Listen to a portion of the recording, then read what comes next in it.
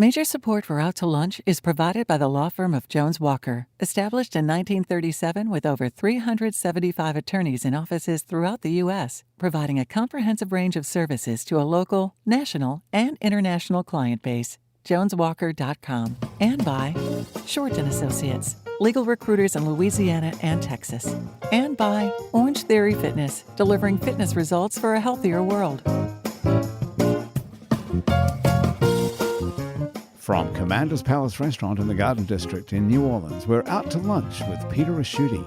Peter Raschuti is Tulane University's A.B. Freeman School of Business professor and director of the award-winning Birkenroad Reports. It's business, New Orleans style. Hi, I'm Peter Raschuti. Welcome to Out to Lunch. There are people who leave high school with their whole lives mapped out in front of them. They have a career plan, and they set about executing it. Then there's the rest of us. Today, more than ever, many of us regularly find ourselves embarking on new jobs, and in some cases, whole new careers. Take Shane Mutter, for example. Shane is a member of the fourth generation of New Orleans family-owned business, Doerr Furniture. Things went much as planned for Shane and Doerr Furniture. Shane went to work in the family business, learned all aspects of it, and took over as president of the company in 2014.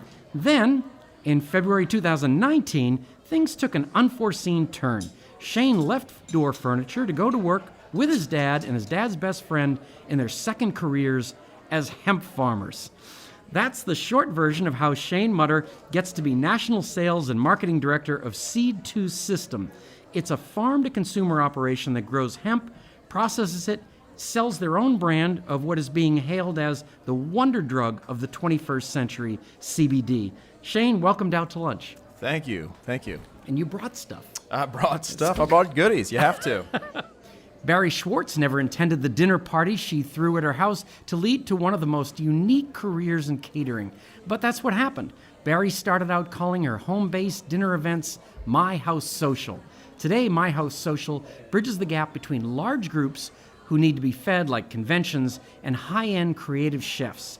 Normally, these things never come together. Large groups typically get fed by institutional chefs who, because of the demands of feeding a lot of people at the same time, don't turn out the finest cuisine. But folks who come to New Orleans for an event expect the food to be great. After all, that's what New Orleans is famous for.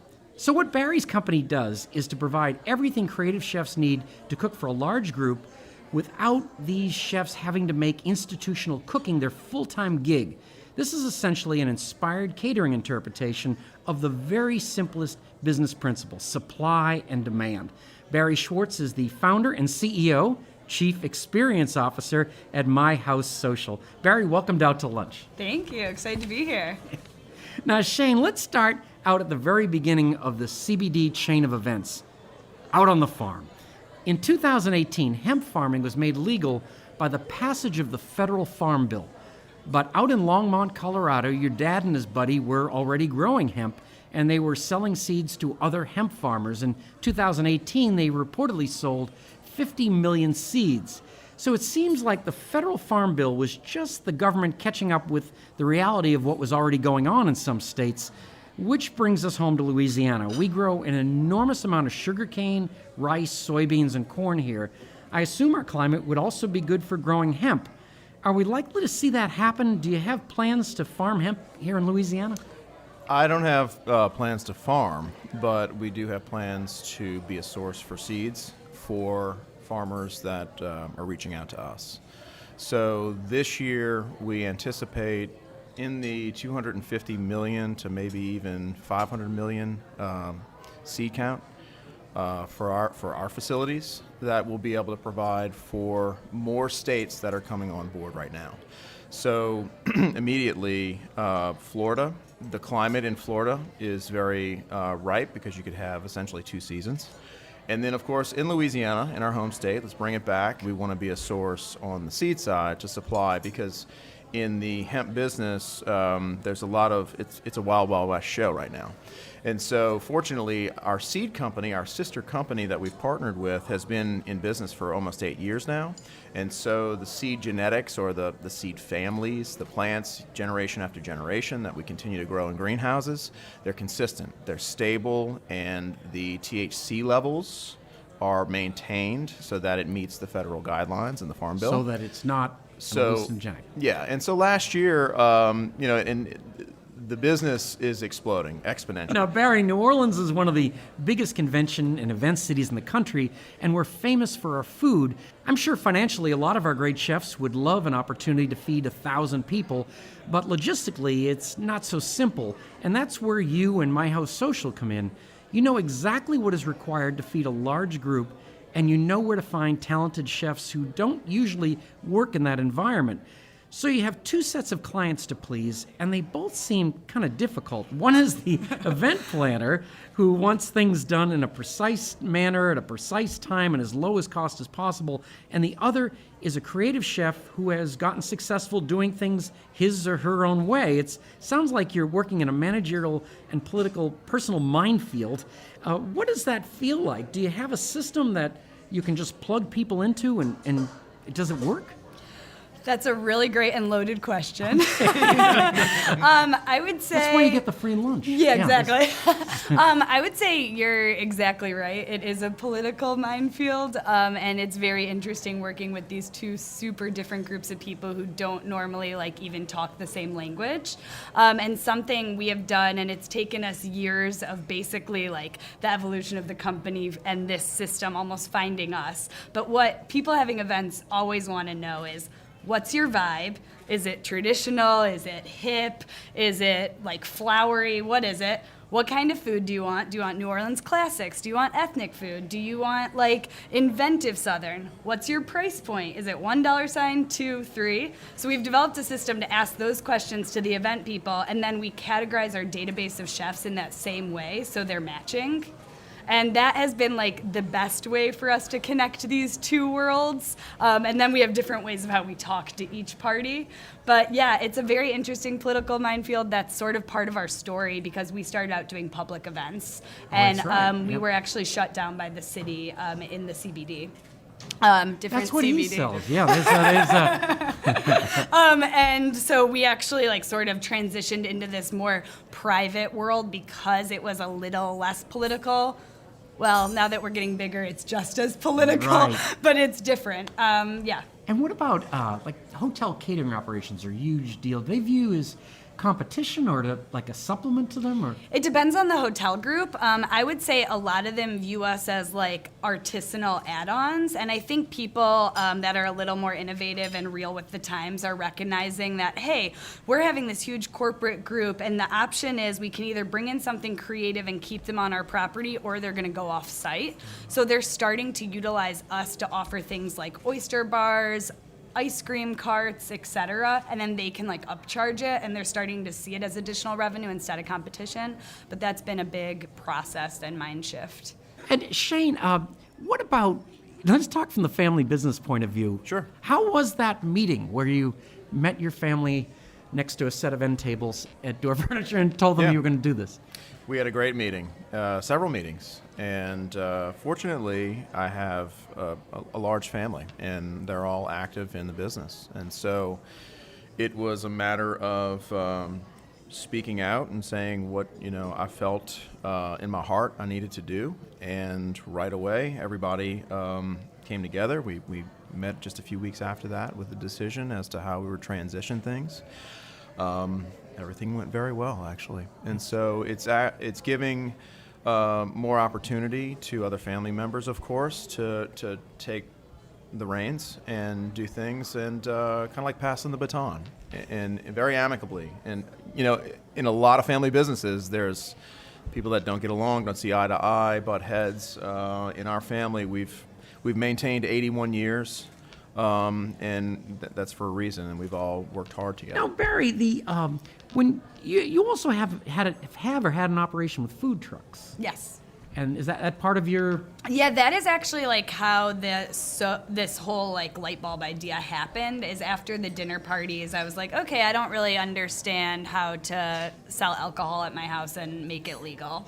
And so I had just come back from a road trip to Portland and saw sort of, oh yeah, there's all these food truck lots, this is amazing, and I thought I wanted to start a food truck lot in New Orleans, which in order to do that, I was 22.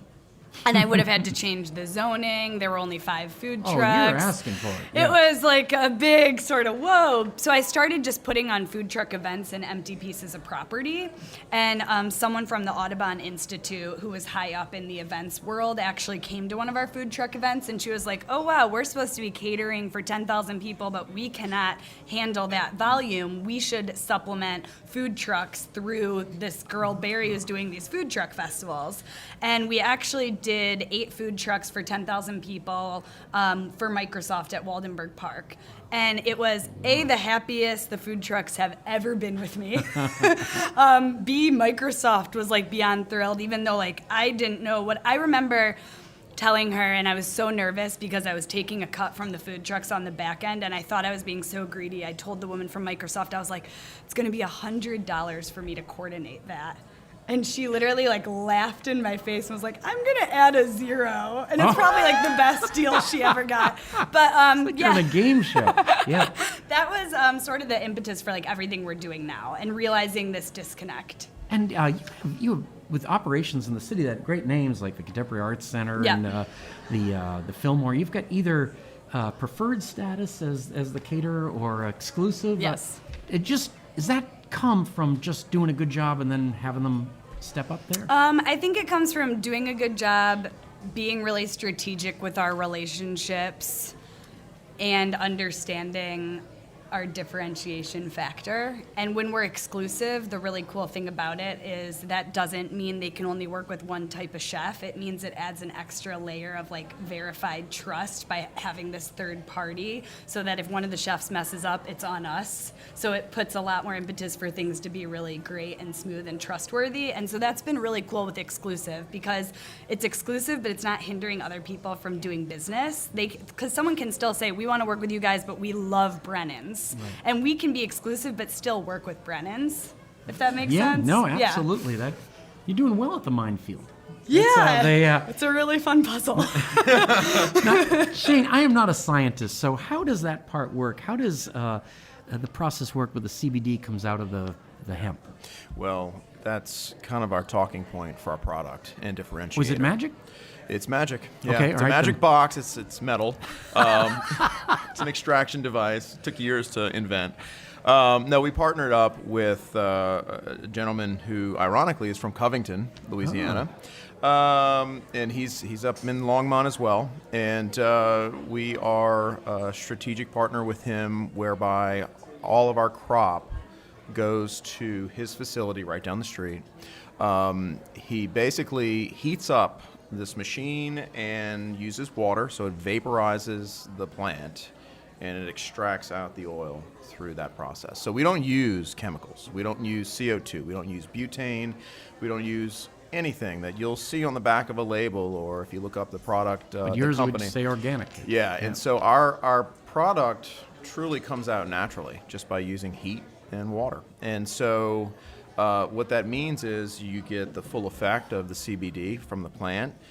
You get all the cannabinoids that are in there, and they claim that there's around 130 to 140 cannabinoids in the plant. Mixing all the cannabinoids, the entourage effect, and you have terpenes. The entourage effect being that The all entourage- these things are Yeah, mixing together, right, and giving not you that you and your friends would all get the same effect.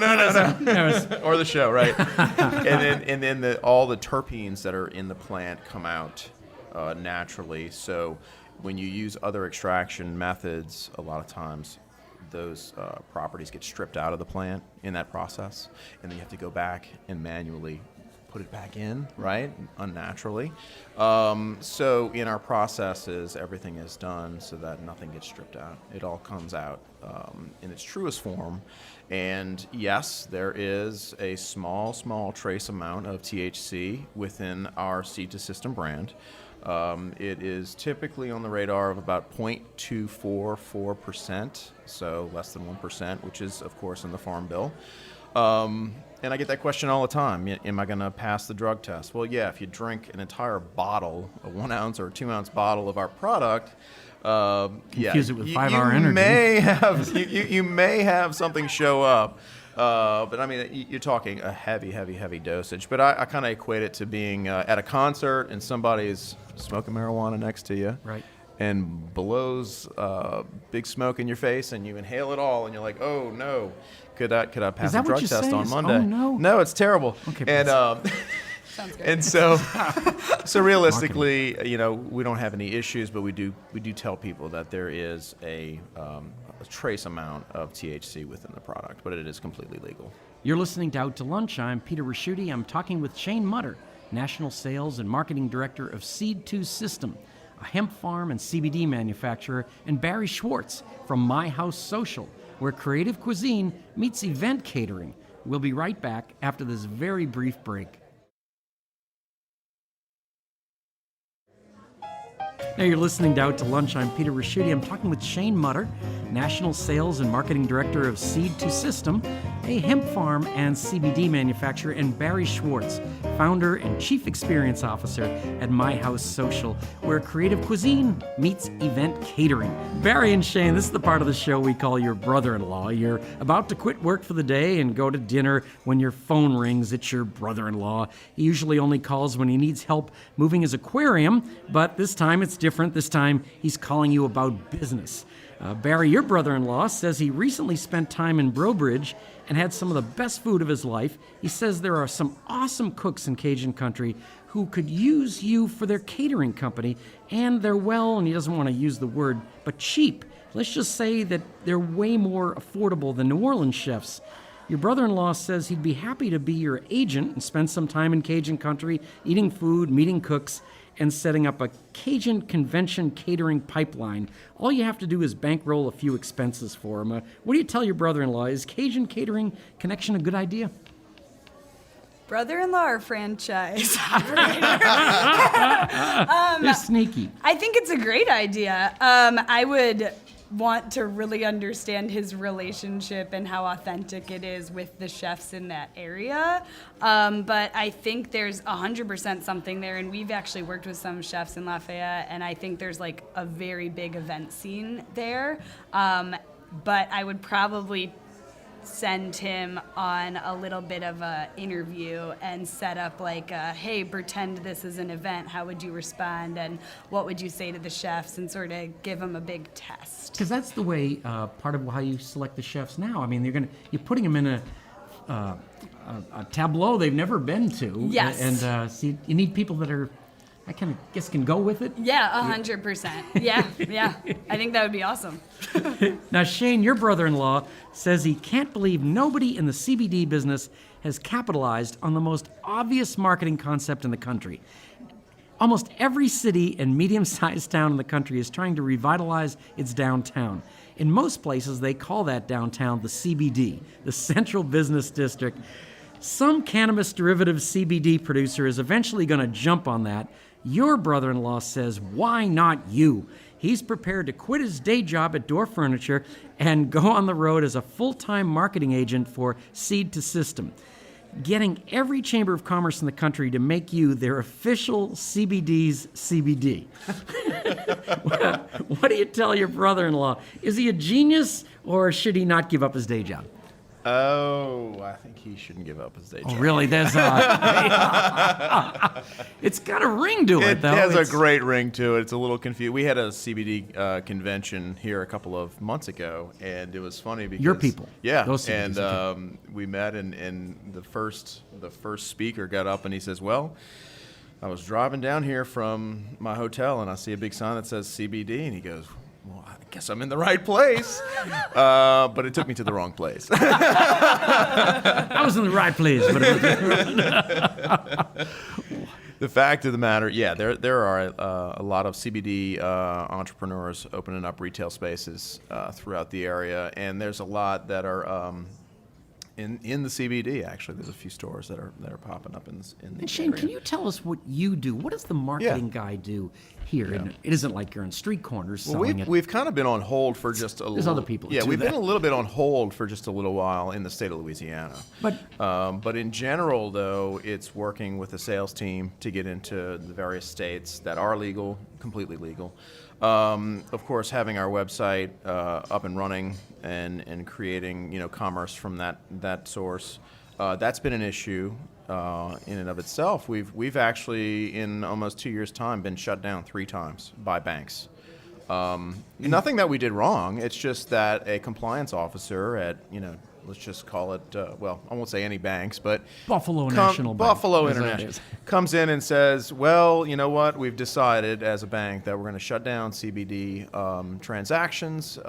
Anybody that's in that space, go ahead and give a 2-week or a 30-day notice, and we're pulling the plug. And the reason for it is there's too much interstate commerce, there's too much regulations that's still unknown. And of course there's still quite a few states, probably a dozen states or so, that just aren't fully legal yet. So as a result of that, one of the largest e-com sites just recently had to go to their customers and put a note on their main page that says, as of right now, we're not taking CBD transactions. And, they're That's a huge problem. multi-million-dollar company doing tens of millions of dollars in revenue. And so right now we're in that holding period again because the largest credit card processor for CBD got a little in over their heads and even allowed some businesses that weren't legitimate in. And so Visa and MasterCard kind of came calling and said, we're getting all these chargebacks, there's a lot of fraud going on, we're calling the feds. And so the feds stepped in, and you said, I wish I was selling and our company sofas. never had a chargeback. Yep. We've had nothing but great service and great products, but yet we're on the hook right now, and I'm hoping to be back up and live in about 2 weeks. Wow. All because it's just still a very fresh, brand new business that's... Seemed like too nice a guy to be doing lobbying. But that's what's needed at this stage, I've been I on the guess. phone with quite a few people, including Mike Strain. The gentleman Clay Scheck-Snyder, who introduced the bill a couple of weeks ago. Been on the phone with them. I've invited all these guys actually to fly up to Colorado. I want them to see what we're doing there, because Colorado and Oregon really have the lead, and see what we're doing and use us as a source, if anything. Call us up and say, hey, what's going on here? How can you help us there? We're doing a lot of business in multiple states, so why not use us as a resource? And that's what I've been trying to convey to all of these legislators is come see, So we'll get there. But Barrie, in these operations, how do you make money? Who is... Great question. Yeah, so we do not take any money from the chefs, which everyone's like, what? And I'm like, well, that means that the chefs, when they have these huge opportunities, they bring them to us, and we upcharge anywhere from 15 to 30% in addition to charging an on-site staffing fee.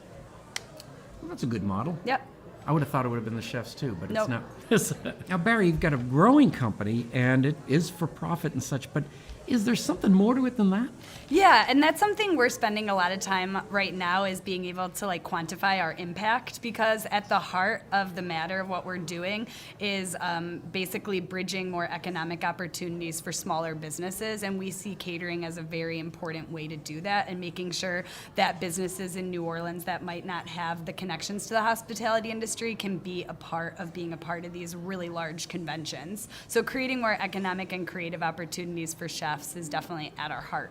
And then adding the fact that you're doing your best to hire minority and Oh female yes, owned, 100%.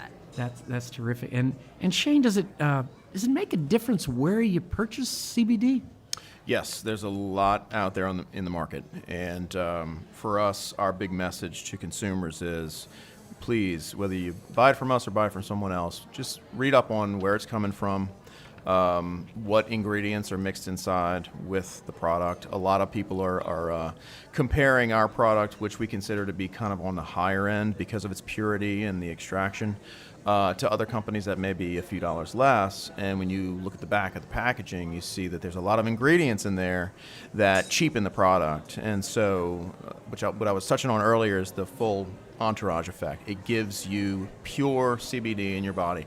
Just make sure you educate yourself, find out where the product's coming from, call those companies and ask questions. And there's even a lot of multi-level marketing companies that are out there now trying to sell the products. And unfortunately, that's also kind of a watered-down product for what CBD truly is. And that happens when you've got an industry that's growing this quickly, right? Yes. You get some bad actors that... Oh, absolutely. And for us, we're proud that we have our own seed company, so we watch from the beginning where the seeds are grown in-house. We put it into our soil, organic plant, organic farming. Then we're harvesting it with, some farmers that have been in the business for a long time growing other crops, but fortunately for us, we have a father-daughter farming team that manages 150 acres alone just in one field that we have. So we're bringing a lot of people back into the farming industry, bringing America back in a sense from that side of the farming world. And then from there, we're extracting the oil, we're bottling it ourselves, we're shipping it out ourselves. So we are truly vertically integrated. And Shane, people have been smoking marijuana for forever, but I never heard anybody talk about it as a way to cure aches and pains, any kind of medicinal side. Is that just part that's being discovered now? Yeah, and with CBD, we have a broader audience that we reach to because there are a lot of people that truly cannot smoke marijuana for reasons with work, or they just don't like the feeling of it. Personally, I don't like losing control and being high, so to speak. So for CBD, it opens up a much broader audience because there are people, our demographic, our number one buyer is a female in her 60s who's coming in for aches and pains or sleep and buying this product and knowing all the while that the plant that it's coming from looks and smells like a marijuana plant, but truly it's a female plant, and it's getting all those same benefits of the pain or the suppression there, but you're not getting high. You're not getting losing control. You've learned a lot since you left the bedding and end table business. A little bit, just a little, just a little bit. Barrie and Shane, we often hear people who give career advice suggesting that rule number one for happiness is do something you're passionate about. It's good advice, but it's harder to pull off than it sounds. But in both your cases, you've pulled it off. You're both devoting your lives to businesses that are challenging, innovative, and personal. Congratulations on having the courage to follow your dreams and getting these businesses up and humming along. We look forward to following your continued success, and thanks so much for taking the time to join me today and Out to Lunch. Thank you. Thank you. We appreciate it very much. My guests on Out to Lunch today have been Barrie Schwartz, founder and Chief Experience Officer at My House Social, and Shane Mutter, National Sales and Marketing Director at Seed to System. You can find out more about Barrie's catering and Shane's hemp and CBD by following the links on our website, itsneworleans.com. The producer of our show is Grant Morris, our technical producer is Eric Merle, and our researcher is Maggie Mendel. You can listen to the show and to past episodes of Out to Lunch wherever you get podcasts, including Spotify, and you can find all our podcasts at itsneworleans.com. If you want to know what we look like, you can find photos from this show on itsneworleans.com, It's New Orleans Facebook page, and on Instagram. These photos were taken today by Jill LaFleur. You can find more of Jill's photos at lafleurphoto.com. Out to Lunch is a production of INO Broadcasting for itsneworleans.com and WWNO 89.9 FM. I'm Peter Raschuti. Thanks for joining me. I look forward to meeting you again next week around the table here at Commander's Palace for more business, New Orleans style, on Out to Lunch. Out to Lunch is recorded live over lunch at Commander's Palace in New Orleans. Commander's Palace serves lunch Monday to Friday, jazz brunch on Saturday and Sunday with live music, and dinner 7 nights a week. Mitchell Foreman wrote and performs all the music on Out to Lunch. You can hear Mitchell's music anywhere great jazz is sold or streamed, and at mitchellforeman.com. Major support for Out to Lunch is provided by the law firm of Jones Walker, established in 1937 with over 375 attorneys in offices throughout the U.S., providing a comprehensive range of services to a local, national, and international client base. JonesWalker.com. And by Short & Associates, legal recruiters in Louisiana and Texas. And by Basics Swim and Gym and Basics Underneath Fine Lingerie, the It's New Orleans Happy Hour podcast. And by Orange Theory Fitness, delivering fitness results for a healthier world.